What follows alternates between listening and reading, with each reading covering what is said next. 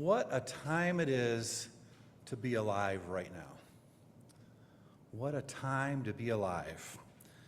In these past few weeks, we've seen rapid changes happening at seemingly lightning speed. Our President Joe Biden announcing his withdrawal from the 2024 presidential election process, an attempted assassination of former President Donald Trump, the rapid delegate support of a new presumptive nominee for president in the Democratic Party, current Vice President Kamala Harris. With an incredibly consequential presidential election now only 92 days away, in an inflammatory political climate, we may find ourselves having a wide range of feelings, anticipation, hope, fear, anxiety, or stress. Activist and author Valerie Carr of the Revolutionary Love Project recently wrote in her newsletter, "This election season is moving with breathless speed. Here is my wish for you. May you step away from the noise and find a quiet moment, away from devices in the news cycle and other people's opinions, until you can hear your own soft, still voice. May you ask yourself, what role do I want to play in this moment in history? Who do I want to be? What does it look like to hold fast to my deepest convictions and to stretch myself beyond what I thought was possible? What do I need to be brave with my life?" What a time to be alive. What a time to be alive. It's the 2024 Summer Olympics in Paris. And whether we watch them regularly or tune in occasionally or just watch the highlights, we are being treated to incredible human stories on a daily basis. In our social media age, some that go viral. And whether it's the stories of new world records, medal winners, or celebrating with superfan Snoop Dogg, it's a time of creating new memories and stories that we talk about with our friends and our families, and a life-changing time for the participants. Simone Biles, who has become a household name, is arguably the greatest gymnast of all times, has used her platform and microphone to lift up the importance of positive mental health care. As you may know, 4 years ago, she withdrew from competition in the 2020 Tokyo Olympics in order to focus on her own mental health care, a move that drew praise from some and criticism from others. In that time, she's been public about her sexual abuse trauma, about her therapy, and about her own self-care practices, including finding a greater balance between her gymnastics and other aspects of her life. And even now, while competing in Paris, she maintains her meditation practice and continues sessions with her therapist. What a time to be alive. What a time to be alive. Just a few weeks ago, on July 22nd, on the same day that President Joe Biden and Vice President Kamala Harris were holding a press conference from their campaign headquarters, Joe Biden by phone due to being sick with COVID, and Kamala Harris receiving a swift majority of delegate support needed to become the presumptive nominee. On that same day, Illinois State Police publicly released the body cam video footage of the shooting of Sonia Macy on July 6th. A 36-year-old mother of two shot dead in her home after calling 911 for assistance at home in her Springfield neighborhood. Sonia Macy, who Her mother reports had struggled with her own mental health issues and had asked for assistance just the previous day. Join the list of stories we've heard in recent years of other black men and women who've been killed in their own homes by the police. 23-year-old senior airman Roger Fortson shot and killed in his apartment. 26-year-old Botham Jean. 7-year-old Ayanna Stanley Jones. Or 26-year-old Breonna Taylor, among others. Perhaps we also recall the stories we've heard of other people who, in the midst of a mental health crisis, had an encounter with the police that turned out to be fatal. A statistic that is largely unknown due to current reporting practices. The story of Sonia Macy is both shocking and also all too familiar. Can we reimagine public safety? Can we reimagine our response to mental health care and crisis? Can we imagine an end to racial injustice? What a time to be alive. A time of celebration and hope, a time of anxiety and fear, a time of great change and great challenges. It can feel overwhelming and it can make it hard to just keep up. And perhaps in the midst of the rapidly changing news cycle and events around us, you've not been able to pay attention to the changes in our own denomination or in our own congregation. Perhaps in the midst of so much uncertainty, you would rather not have any other changes to deal with. Can't we just keep some things the same? Perhaps we want or need some areas of certainty and order and predictability in our lives. Or perhaps with so much going on in the world, some of us may feel the pressure to respond quickly.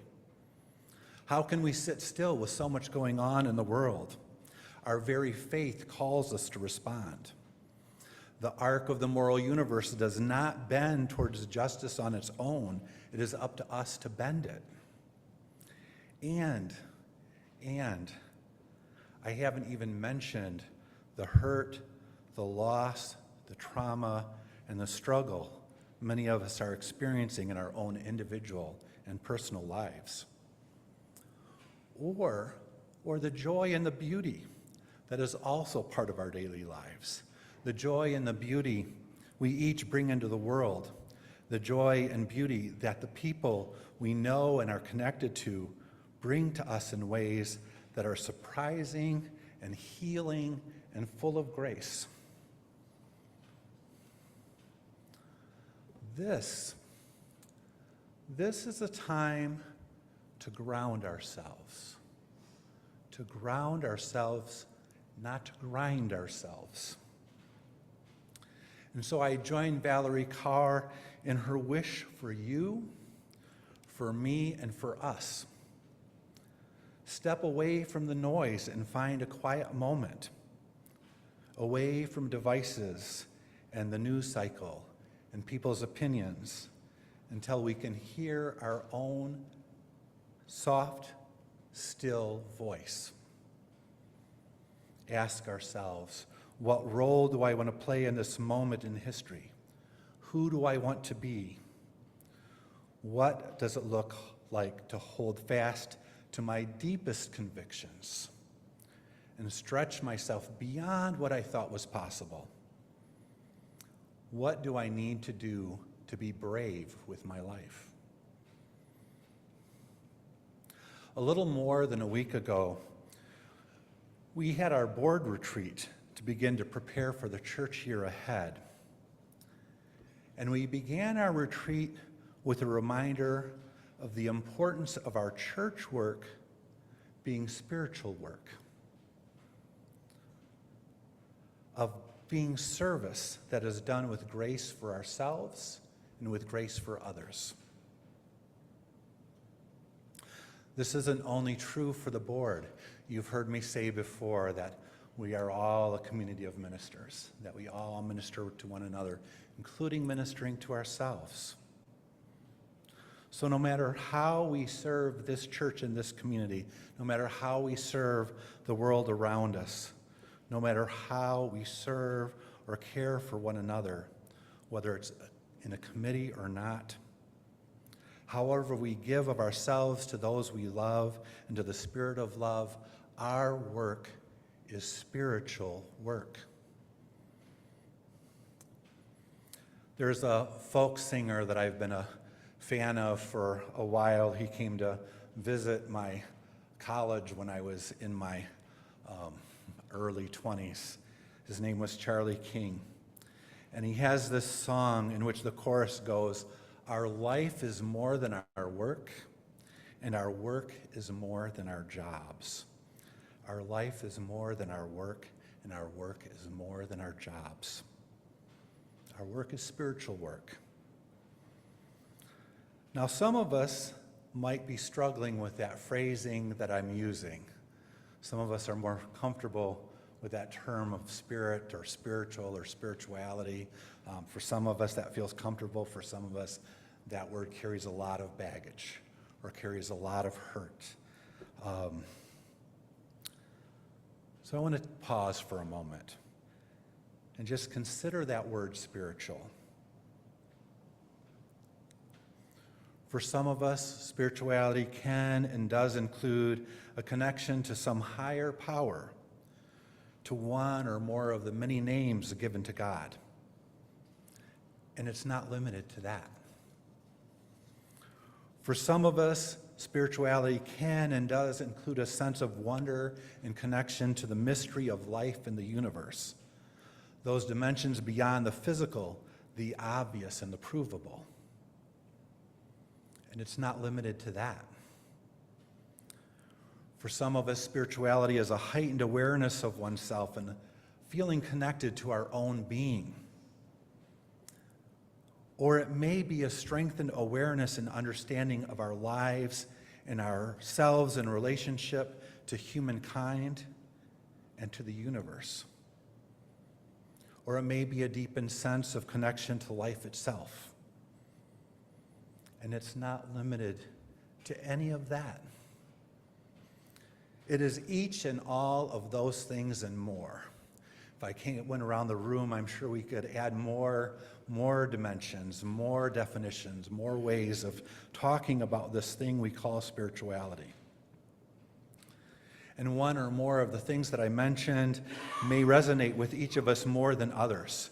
Might feel more strongly connected to one or more of those aspects of spirituality than to others. And for myself, I think that's okay. I've come to believe that spirituality just has many dimensions with many individual experiences and expressions. And we don't have to, each of us individually, try to have all the same spiritual practice, the same spiritual experience, the same spiritual expression, or connect to the same dimension of spirituality. There is an abundance among us, and together we contain a spiritual multitude. And so I say again that this is a time to ground ourselves in spiritual work in the way that is most meaningful to each of us, to ground ourselves in our values and principles: love, justice, equity, transformation, pluralism, interdependence, generosity. To ground ourselves, but not to grind ourselves. This is slow work. This is slow work. While the world may move rapidly and be filled with noise, spiritual time is slow. It moves at the speed of trust. It moves at the speed of love. It moves at the speed of relationship building and community building, of building beloved community as a verb and not as a destination, of bending the arc of the moral universe towards justice. When I was in seminary, there was a required course we had to take before we could begin our work as a hospital chaplain. One of our assignments was to develop a self-care plan. Not some sort of elaborate, I'm going to check myself into a health spa for 3 days or take a trip to Hawaii kind of self-care plan. But what can I do in the moment? What can I do in those short snatches? What could we do at the hospital? What could we do at home? What could we do on just an ongoing basis on those brief moments throughout the day and the week? And in our self-care plan, we were asked to include 5 different areas and components: the cognitive, the emotional, behavioral things we would do, physical for our bodies, and spiritual. If you want to, you can write these down, or you can type them in your phone, or you can get them from me or from the board, because I shared those with all of our board members as well. Those 5 are cognitive, emotional, behavioral, physical, and spiritual.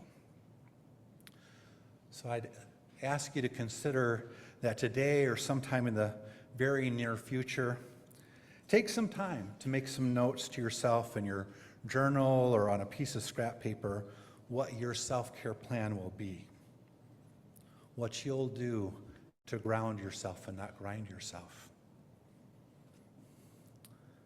This is slow work. This is loving work. This is compassionate work. This is peacemaking and justice-making work. This is heart work and spirit work. And this is church work.